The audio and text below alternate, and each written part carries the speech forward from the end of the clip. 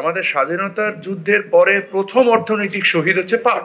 Garments ইন্ডাস্ট্রিতে কোনো bank ফান্ডিংই করতে রাজি হয়নি। এটা তো দুস্থ শিল্পীর প্রতিষ্ঠান হতে পারে না। একটা ব্যাগের দাম হোক না 50 টাকা, অসুবিধা নেই। আমি যদি এটা 1 বছর ব্যবহার করতে পারি, প্রবলেম কি?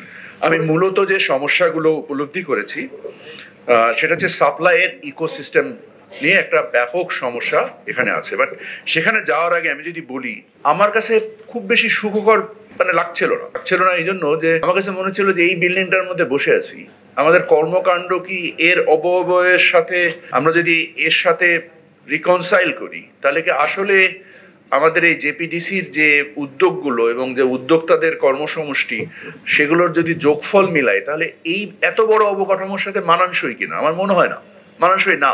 প্রথম আমি যদি এটা দিয়ে শুরু করি, এবং নিয়ামক কি? আমরা যদি বলি যে প্রতিবন্ধক আকারে গার্মেন্টস ইন্ডাস্ট্রি বা টেক্সটাইল ইন্ডাস্ট্রি যে ব্যাপক সুবিধা পাচ্ছে, আপনারা নিশ্চয়ই অনেকে হয়তো জানেন যে গার্মেন্টস ইন্ডাস্ট্রিতে কোনো ব্যাংক ফান্ডিংই করতে রাজি হয়নি।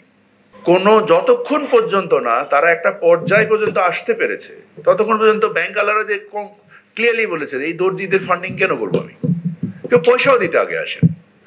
আপনাকে নিজের অবস্থান এমন একটা জায়গায় নিয়ে যেতে হবে যেখানে ব্যাংক বলেন, রাষ্ট্র বলেন, আপনাকে মূল্যায়ন করার জন্য প্রয়োজন অনুভব করবে।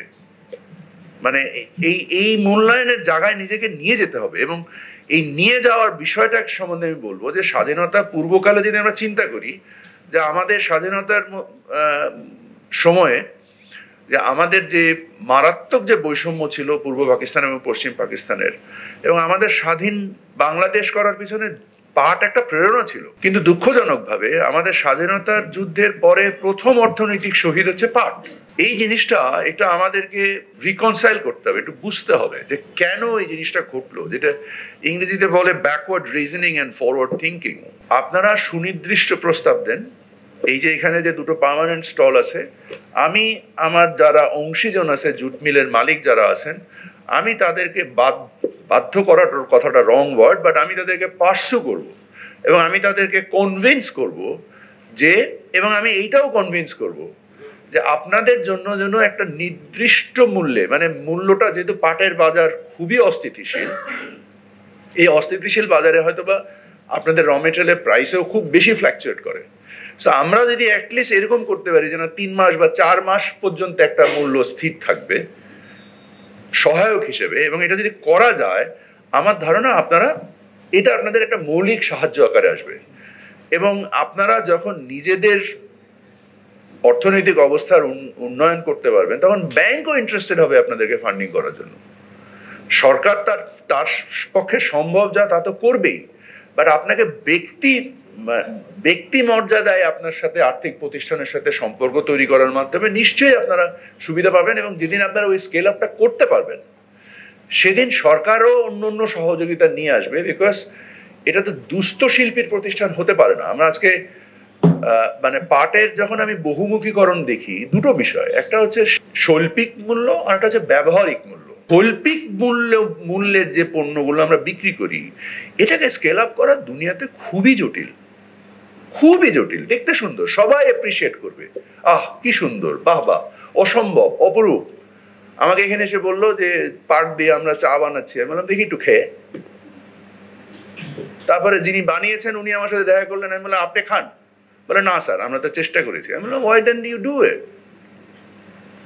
It's a fallacy. আমাদের এই ফ্যালাসি থেকে বের হয়ে আসতে হবে, আমাদেরকে বাস্তবতা মানতে হবে। এই বাস্তবতা মানার জন্য পাট দিয়ে চা হবে না, দরকার নেই। এটা আর একটা বৈচিত্র্যপূর্ণ না, 282টা বৈচিত্র্যপূর্ণের দরকার নাই। 20টা পণ্য নিয়ে আসেন, স্কেল আপ করেন। মোনালিসাকে বেচতে পারবেন না, থলে বিক্রি করেন।